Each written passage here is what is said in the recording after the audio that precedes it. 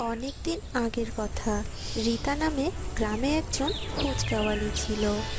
রীতার স্বামী ছিল না, তাই রীতা ফুচকা বিক্রি করে তার সংসার চালাতো। প্রতিদিনের মতো রীতা খুব ভোরে উঠে ফুচকা বানিয়ে বাজারের উদ্দেশ্যে রওনা হয়।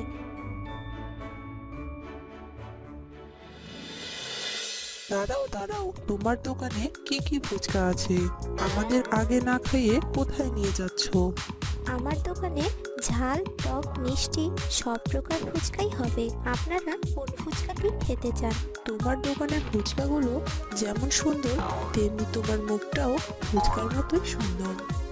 আপনারা কি আমার ফুচকা খাবেন, নাকি শুধু শুধু আমার সময় নষ্ট করছেন? ঠিক আছে ঠিক আছে, আগে ফুচকা দাও, খেয়ে দেখি এর স্বাদ কেমন।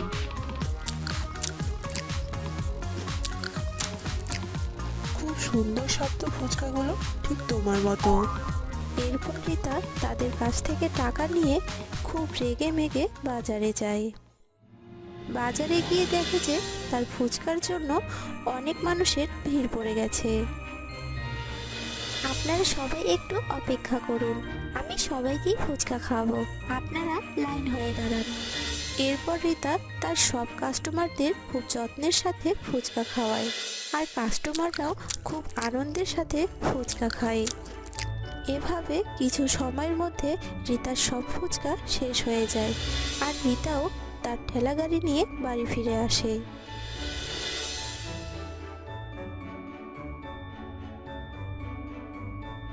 পরদিন রীতা খুব ভোরে উঠে ফুচকা বানাচ্ছিল। এমন সময় রীতার দরজায় শব্দ করে। কে আপনারা? কাকে খুঁজছেন? আপনাকে সেই পরিচয় পরে হবে, আগে বলো তোমার ফুচকা তৈরি হয়েছে কিনা। আজ আমরা তোমার মিষ্টি হাতে ফুচকা খেয়েই দিন শুরু করতে চাই। প্রতিদিনই তো চা নাস্তা খাই, আজ না হয় তোমার হাতে ফুচকা খাবো। আমি সব বুঝতে পেরেছি, তোমরা এখানে ফুচকার বাহানায় আমাকে বিরক্ত করতে এসেছো। এরপর থেকে তোমরা যদি আবার আমাকে এইভাবে বিরক্ত করতে থাকো, তবে আমি তোমাদের বউদের সব কথা বলে দিব। আরে রীতা রানী তো আমাদের উপর খুব রেগে গেছে। রেগ না গো, আমরা তো চলেই যাচ্ছি, তবে কোনো না কোনো দিন তোমার হাতের ফুচকা অবশ্যই খাবো। এই বলে বাজে লোকগুলো চলে যায়। রীতা বাজে লোকের কথায় অনেক কষ্ট পায়। ঘরের ভিতরে যায় আর দরজা বন্ধ করে কান্না করতে থাকে। হে ভগবান, তুমি আমাকে তাড়াতাড়ি তোমার কাছে তুলে নাও। আমি আর এই রকম বাজে লোকের ভিড়ে আর বেঁচে থাকতে চাই না ভগবান, বেঁচে থাকতে চাই না। এই বলে রীতা ঘরের ভিতর থেকে বের হয়ে দৌড়তে শুরু করে। দৌড়তে দৌড়তে একটি নদীতে লাফ দিয়ে আত্মহত্যা করে। কিছুক্ষণ পর রীতার মরদেহ থেকে একটি হিংস্র শাকচুন্নি বেরিয়ে আসে। বেঁচে থাকতে আমি কতই না সুন্দরী ছিলাম, আর এখন কি বিশ্রী হয়ে গেছি। যাদের জন্য আমি আমার রূপ হারিয়ে ফেলেছি, আমি তাদের ছাড়বো না, সবাইকে মেরে ফেলবো আমি। এরপর রীতার শাকচুন্নি তার বাড়ি আসে আর বিশাল বড় একটি ফুচকা বানায়। পরদিন শাকচুন্নি ঠেলা নিয়ে বাজারে যাবার সময় বিশাল বড় একটি ঘোমটা দিয়ে বের হয়, আর পথেই এক বাজে লোকের সাথে দেখা হয়ে যায়। রীতা রানী, তোমার সুন্দর মুখটা ঘোমটা দিয়ে ঢেকে রেখেছো কেন? ফুচকা বানানোর সময় তেলের ছিটে মুখের উপর পড়েছে। ডাক্তার বলেছে ভালো না হওয়া পর্যন্ত ঘোমটা দিয়ে ঢেকে রাখতে। আচ্ছা এই ব্যাপার, তুমি তোমার হাতের ফুচকা খাওয়াও আমাকে। তুমি যত ফুচকা খেতে চাও আমি তোমাকে তত ফুচকাই খাওয়াবো। আর চাইলে আজ সন্ধ্যাবেলা আমার বাড়ি এসো, তোমাকে আমি আমার কোমল হাতে ফুচকা খাইয়ে দেব। তোমার বাড়িতে যেতে বলছো? ঠিক আছে ঠিক আছে, আজ সন্ধ্যাবেলা আসবো তোমার কোমল হাতে ফুচকা খাওয়ার জন্য।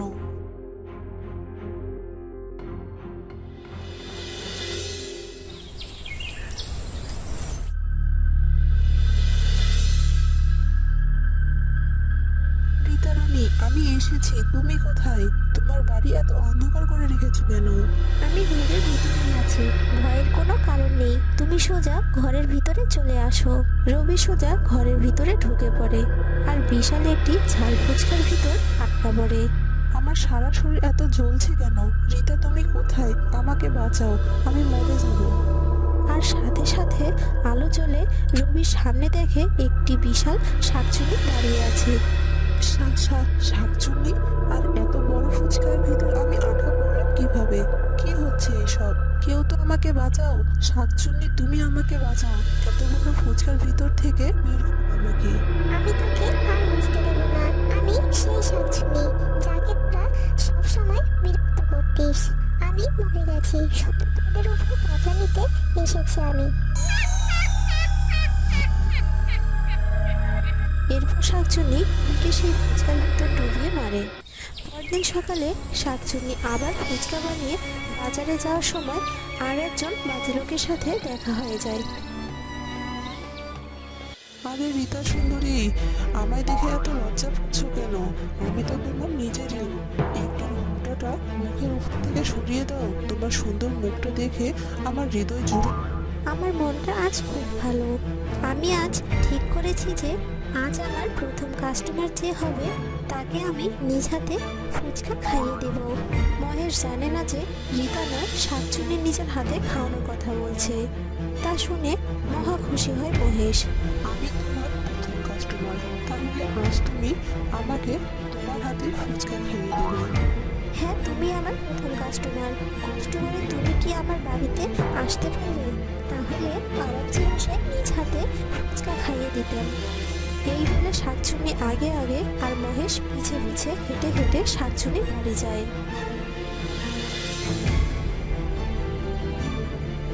শাকচুন্নি মহেশকে বাড়ি এনে অনেকগুলো ফুচকা খেতে দেয়, আর মহেশও সেগুলো খেতে শুরু করে।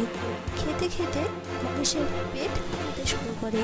রীতা, আমি আর খেতে পারছি না গো, আমাকে তুমি মাফ করে দাও। আমার পেটে আর একটুও জায়গা নেই। আজ খাবো না, আরেকদিন খাবো। এর থেকে বেশি খেলে আমার পেট ফেটে যাবে। আমি তো সেটাই চাই, তোর পেট ফেটে যাক আর তুই মরে যা।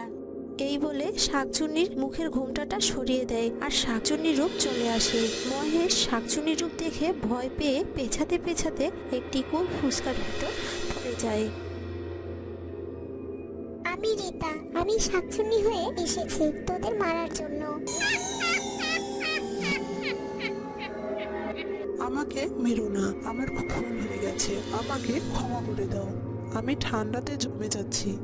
মর, আমি তোকে মরতেই বলছি। তুই ওই ঠান্ডা ফুচকাতে জমে মর। মহেশও টুপির মতো ফুচকাতে ডুবে মরে। এরপর একদিন শাকচুন্নি তার বাড়িতে ফুচকা বানাচ্ছিল।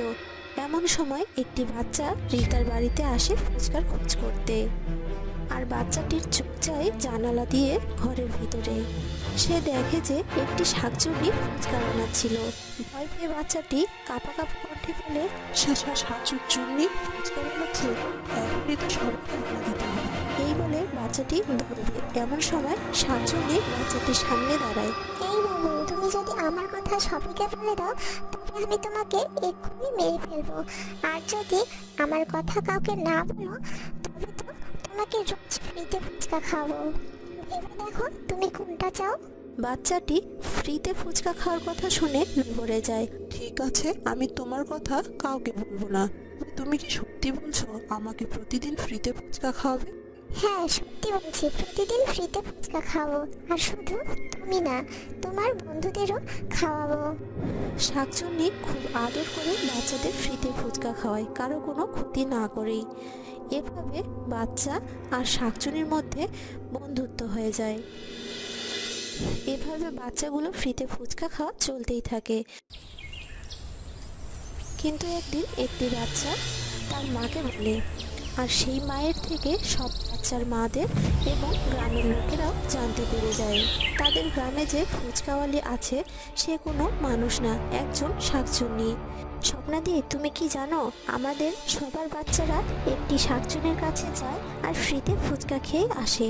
হ্যাঁ জানি, কিন্তু কোনোদিন না আমাদের বাচ্চাদেরই ফুচকা বানিয়ে দেয়। এসব কিছু হবার আগে আমাদের গ্রামের লোকেদের একসাথে হয়ে শাকচুন্নিকে গ্রাম থেকে বের করতে হবে। যেমন ভাবা তেমন কাজ। গ্রামের লোকেরা একসাথে হয়ে রীতার বাড়িতে যায়। এই শাকচুন্নি, তোর কথা আমরা জানতে পেরে গেছি। বেরিয়ে আয় ঘরের ভিতর থেকে। আজ তোকে আমাদের গ্রাম থেকে চলে যেতে হবে। আমার কথা খুব ভালো করে শুনে রাখো তোমরা।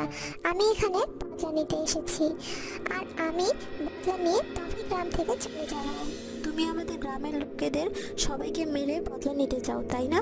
তুমি আগে আমাদের রীতাকে বের করে দাও, সবার আগে ওকে আমাদের গ্রাম থেকে বের করবো। আমি তোমাদের পিতা। এটা শুনে গ্রামবাসীরা অবাক হয়ে যায়। আমি এই গ্রামের কিছু বাজে লোকের জন্য নদীতে লাফ দিয়ে মরে যাই। গ্রামের কিছু বাজে লোক আমাকে কুনজরে দেখে। আমি যখন ফুচকা ঠেলা নিয়ে বাজারে যেতাম তখন আমাকে খুব বিরক্ত করত আর আমার বেঁচে থাকা অসম্ভব করে তোলে। তাদের মেরে আমি আমার মজা নিতে চাই। একজনকে মেরে ফেলেছি আর একজন বাকি আছে, ওকে মারলে আমার বাধা পূর্ণ হবে। এই কথা শুনে রাজু ভিড়ের ভেতর দিয়ে পালাতে চায়, কিন্তু শাকচুন্নি রাজুকে ধরে ফেলে আর টানতে টানতে একটি বড় ফুচকার ভিতর ধাক্কা দিয়ে ফেলে দেয়। ও রীতা দিদি, আমাকে মেরো না, আমাকে ছেড়ে দাও গো। আমার মস্ত বড় ভুল হয়ে গেছে, এমন কাজ আর কখনো করবো না। এরপর থেকে তো আর কোনো মহিলার দিকে চোখ তুলেও তাকাবো না। আমি তোকে কখনো ক্ষমা করব না, তোকে আমি বাঁচতে দেব না, কারণ এখান থেকে বেঁচে গেলে একই কাজ আবার করবি। এই বলে শাকচুন্নি রাজুর মাথা ফুচকার চুলে চেপে ধরে আর রাজু দম আটকে মারা যায়, আর শাকচুন্নিও সাথে সাথে অদৃশ্য হয়ে যায়। গ্রামের লোকেরা রবি, মহেশ ও রাজুর মৃতদেহ সৎকার করে।